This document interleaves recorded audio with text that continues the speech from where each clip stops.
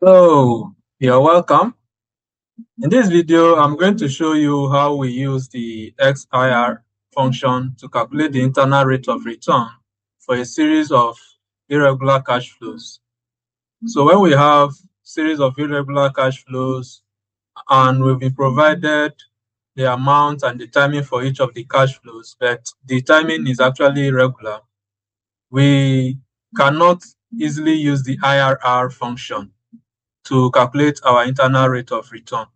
So the function that we use is the XIRR function in spreadsheet programs like Excel and Google Sheets. So we use this to determine the overall profitability of an investment and when the cash flow does not occur at a fixed equal interval. Okay, so the function requires us to enter two arguments. The first argument is the amount, okay, the cash flow amount here. And then the second argument is the dates, okay, that's this range of dates.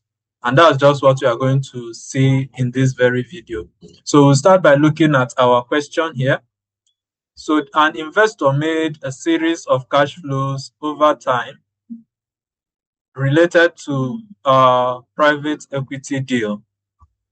The initial investment was made on March 5th, 2019, and subsequent returns were received on various dates.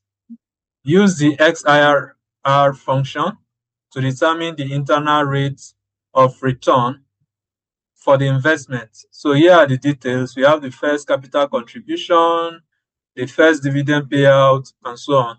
Then the task is for us to use Excel or any spreadsheet software to apply the XIRR function to compute the internal rate of return for the investment and round our answer to 2 decimal places.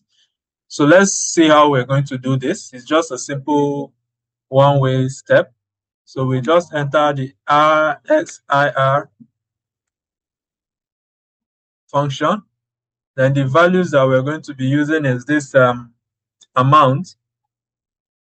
So we select the range and select our date range. Then we enter.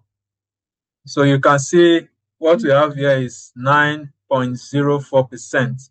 And this is our internal rate of return for this very investment. So we're able to get it even though our date is irregular. Okay, so we can now use this to make our investment decision based on the value that we have here to know if the investment is worth it or not. And this is just the simple thing I want to show us in this video. I hope you've been able to find this video helpful. If you have, kindly like, share, and subscribe to our channel. Thank you, and I'll see you in the next one.